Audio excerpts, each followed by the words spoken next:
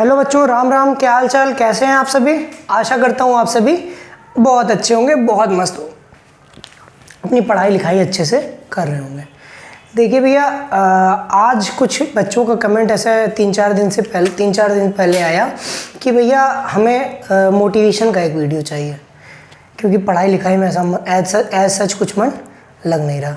तो भैया आपको हम बता दें कि देखिए, वैसे तो मैं इतना ज़्यादा इस सब में विश्वास करता नहीं कि मैं हफ्ते में एक बार आपको मोटिवेशन का वीडियो डालूं। हाँ, तो आज ये वीडियो मैं डाल दे रहा हूँ। अब शायद आपको काफ़ी समय बाद ये वीडियो ऐसा इस तरह का कुछ ऐसा सच देखने को मिले। हाँ, तो जब जैसे मोटिवेशन की बात करती है तो मैं किन किन स्टूडेंट्स को टारगेट कर रहा हूँ पहले मैं वो बता देता हूँ। 11th क्लास में जो है, ठीक है, 12th क्लास में जो है, ठीक, बोर्ड 12th क्लास यानी कि बोर्ड की प्रिपरेशन, ठीक है, और इसके साथ जो नीट की प्रिपरेशन कर रहे हैं, इतने बच्चे जो हैं इनके लिए मैं बायोलॉजी पढ़ाता हूँ। ठीक है, मैं फिज़िक्स केमिस्ट्री भी पढ़ा सकता हूँ, बट मेरे पास उतना अच्छा समय नहीं है। ठीक, एक ओवरव्यू आपको दे देता हूँ मैं अपने बारे में कि मैं कौन हूँ, क्या कैसा। ठीक है, मैंने खुद भी नीट परसू किया है। ठीक, तो जो भी उतार चढ़ाव आप अपने जीवन में देख रहे हैं ये सब मैं देख चुका हूँ पहले। ठीक है, कि आज सिलेक्शन नहीं हुआ, अगर सिलेक्शन नहीं हुआ तो क्या होगा, क्या जीवन इतना कठिन है, इतना निष्ठुर है कि हम कुछ कर ही नहीं पाएंगे। तो भैया आज हम आपको बता दें कि देखिए, नीट जो है ये अपने आप में एक ऐसा एग्ज़ाम नहीं है कि जो बहुत टफ है। ठीक है, इस एग्ज़ाम को देने के लिए भैया मैंने भी 590 स्कोर किया है, मैक्सिमम 590 मेरा स्कोर था 2022 में, 2022 नीट में। अब सर्कमस्टांसेस उतने सही नहीं थे कि मैं अंडमान में जाकर के MBBS को परसू करूं, ठीक है, या साउथ के किसी स्टेट में जाकर के MBBS को परसू करूं। हाँ, मुझे यहीं पे अपने घर में, अपने नेटिव प्लेस में रहना था। कानपुर का रहने वाला हूँ, उत्तर प्रदेश। ठीक है, तो इसलिए भैया मैंने MBBS को छोड़ दिया।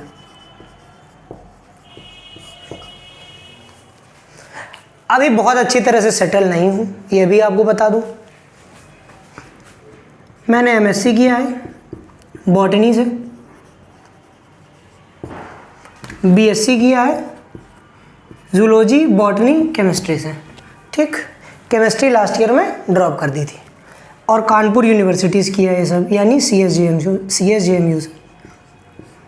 ठीक, और एज अ नीट एस्पिरेंट हमने जो देखा वो आपको भी बताना चाहेंगे कि ऐसे कई बार होगा कि आपको लगेगा कि क्या पढ़ाई छोड़ देनी चाहिए, क्या नहीं हो पाएगा। अब देखिए, लगभग अप्रैल मई में आपका एग्ज़ाम है नीट का। ठीक, नवंबर आ गया, दिवाली आ गई। दिवाली जो है इसके बाद आपके पास 6 महीने बचते हैं एग्ज़ाम के लिए। ठीक है, तो अब अगर आप 180 डेज़ मार्क करके चलें, 180 डेज़ इनफ होते हैं किसी भी, मतलब नीट जैसे एग्ज़ाम को क्रैक करने के लिए। क्योंकि नीट डज नॉट नीड कि आपको बहुत अच्छे क्वेश्चंस आने चाहिए, लेवल ऑफ क्वेश्चंस बहुत हाई होना चाहिए, नहीं।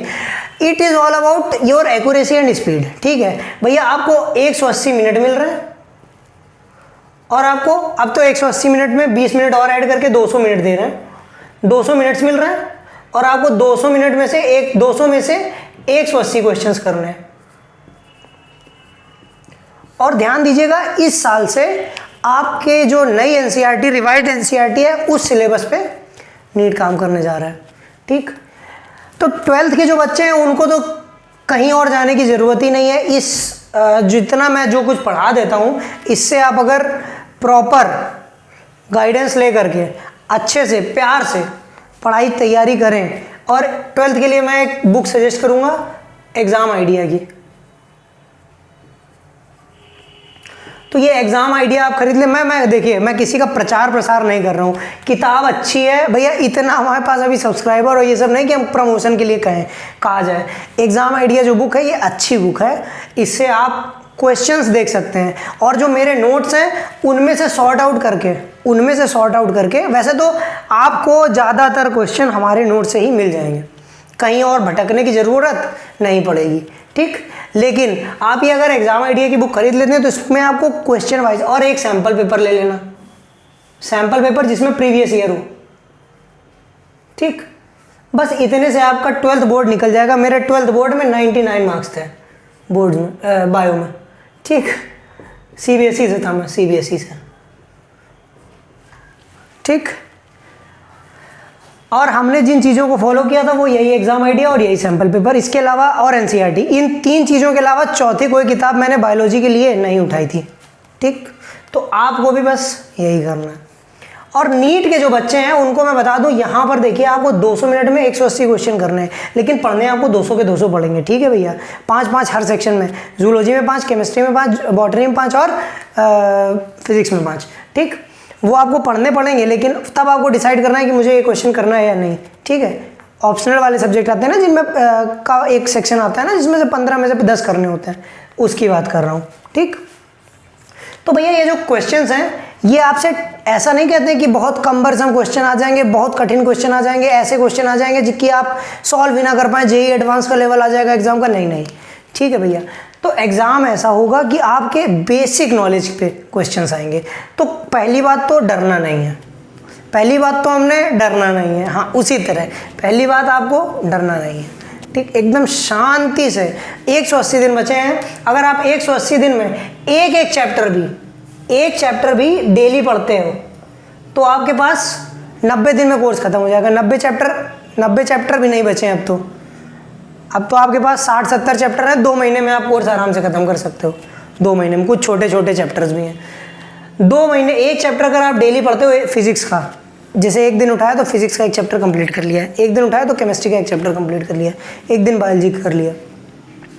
और आपको एक बात एग्जाम पॉइंट ऑफ व्यू से बता दें कि आपका कोर्स कभी कंप्लीट नहीं होगा, कोर्स कभी ख़त्म नहीं होता, क्योंकि कोर्स इतना वास्ट है कि आपको ख़त्म कर पाना असंभव टाइप का, ऐसा नहीं कि असंभव है, पर एज अ नीट एस्पिरेंट आपको एक प्यारा सा मॉक टेस्ट लगाने की तैयारी शुरू कर देनी चाहिए। अब मॉक टेस्ट शुरू कर दीजिए, कोई भी रेनाउंड इंस्टीट्यूट, एलन हो गया, आकाश हो गया, जो एनसीईआरटी बेस्ड आपको मॉक टेस्ट प्रोवाइड करे।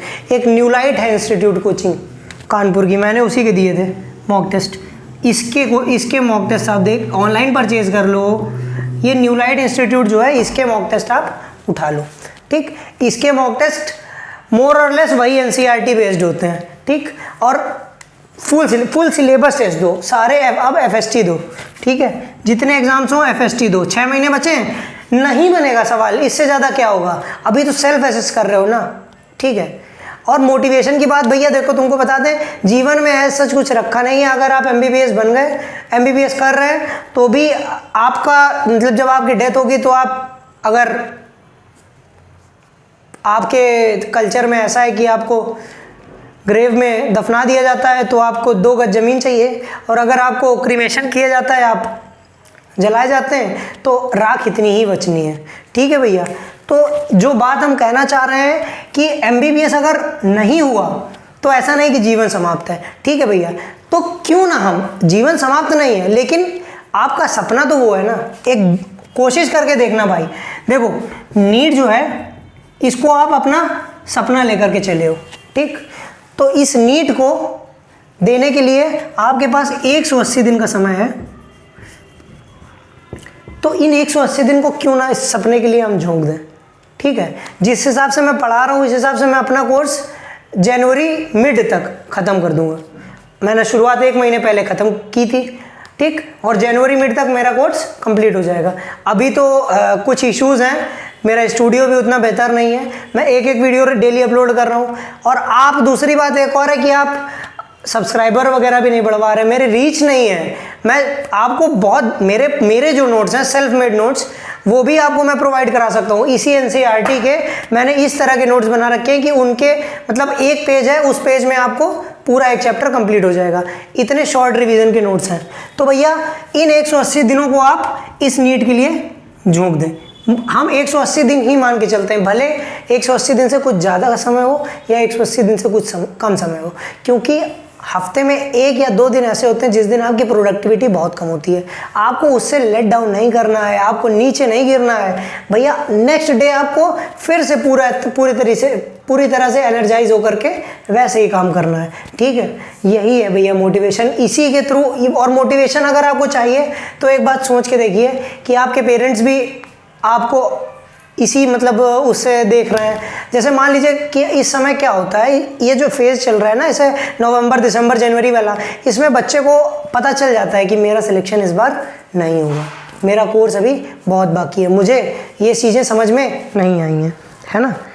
ऐसी बातें पता चलने लगती है। एक सेल्फ असेस करता है जब बच्चा, एक जो होनहार बच्चा है, जो सिंसियर बच्चा है, वो जब असेसमेंट करता है खुद की। मुझे भी ऐसा 1-2 बार पता चल गया था पहले कि नहीं होना है, फिर तीसरी बार में यह स्कोर आया था, ठीक। तो भैया आपको मैं बता दूं कि अगर आपको ऐसा लग रहा है कि नहीं होना है, तब भी आपको गिव अप नहीं करना है भैया। ज़्यादा से ज़्यादा क्या होगा, नीट में ही तो सिलेक्शन नहीं होगा भैया। ऐसा तो है नहीं कि आपके घर वाले आपको घर से बाहर निकाल देंगे, नहीं करेंगे। आप भैया अपनी पढ़ाई को जितना ज़्यादा से ज़्यादा हो सके 180 दिन के लिए ये सब छोड़ के कि मेरा होगा कि नहीं होगा, ये बाद की बात है भैया। पहले इस एग्ज़ाम को तो दो। लोग जो बच्चे एग्ज़ाम छोड़ देते हैं, हम उनसे बस ये बात कहना चाहेंगे कि भैया एग्ज़ाम छोड़ क्यों रहे हैं, किस डर से छोड़ रहे हो, मेरी तैयारी नहीं इस डर से छोड़ रहे हो भैया। 180 दिन का समय बहुत होता है नीट के लिए।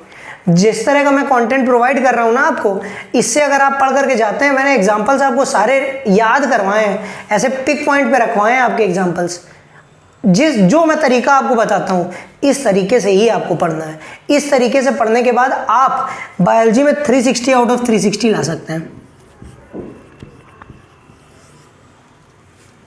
मेरे 345 आए थे इसमें, केमिस्ट्री में कुछ कम रह गए थे, इस वजह से 590 ही स्कोर है। मेरे 345 आए थे।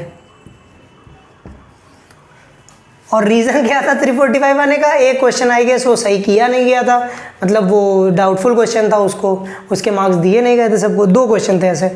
हाँ, तो भैया ये लाना ये अचीवेबल टास्क है, इसीलिए मैंने बायोलॉजी को उठाया है। मैं फिजिक्स केमिस्ट्री भी पढ़ा सकता हूँ, लेकिन मैंने बायोलॉजी क्यों उठाई, क्योंकि भैया ये ईजिली अचीवेबल टास्क है, आसानी से किया जा सकता है। केवल 2 छोटी छोटी किताबें ही तो पढ़नी है, उनसे ही तो प्यार करना है, ठीक है। उनको हमेशा अपने करीब रखिए। बस लास्ट में यही कहना चाहूँगा कि जितना हो सके इन सब चीज़ों से दूर रहिए कि मेरा सिलेक्शन होगा कि नहीं होगा। अगर नहीं होगा तो भी कुछ नहीं होगा, नेक्स्ट टाइम आप प्रिपरेशन करना। अभी तो 100% अपना दो। अभी आज की डेट में आप जहाँ स्टैंड कर रहे हो, एक बात बताना, ये 720 नंबर का एग्ज़ाम था, ठीक। इस 720 नंबर के एग्ज़ाम में मान लो कि आपके 200 मार्क्स आ रहे हैं, ठीक।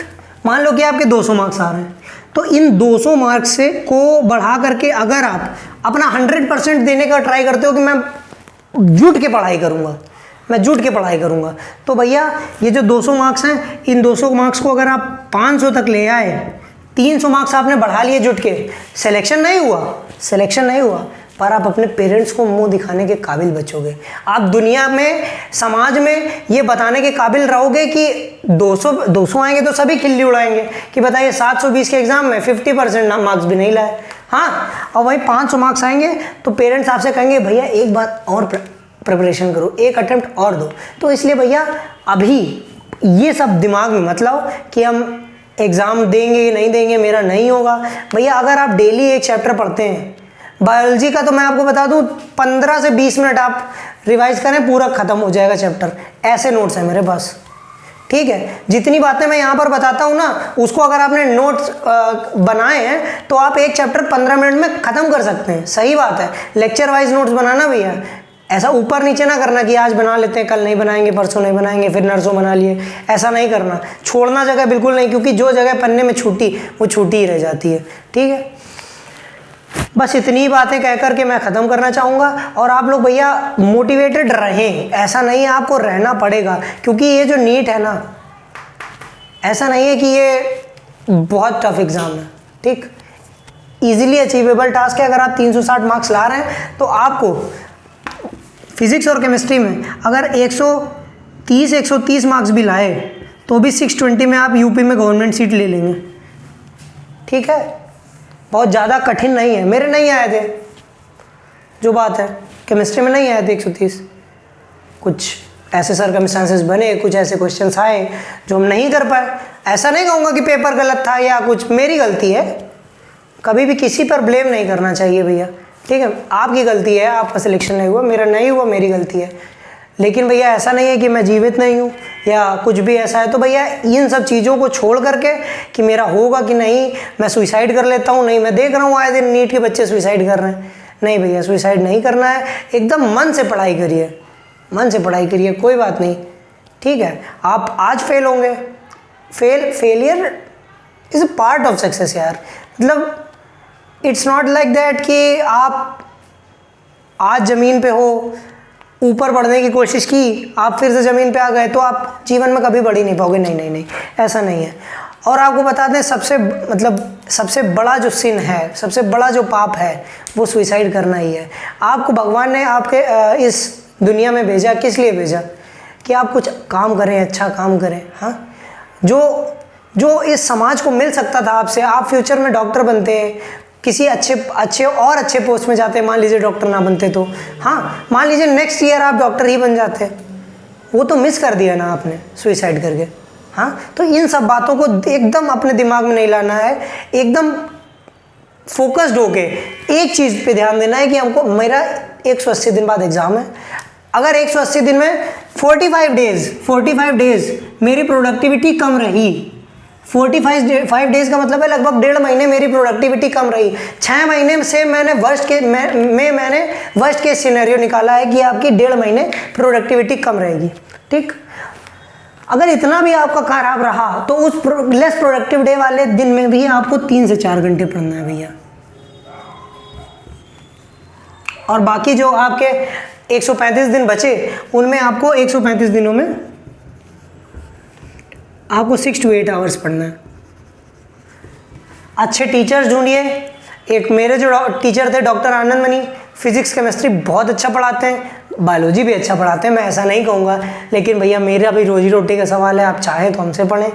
वैसे मैं ऐसा मना नहीं करूँगा कि आप चाहें तो उनसे भी पढ़ें, लेकिन चैनल वगैरह सब्सक्राइब करें, आप भी देखें। चलिए ठीक है, आज की वीडियो में इतना ही, और अगली वीडियो में फिर से मिलेंगे। जय श्री राम, राधे राधे।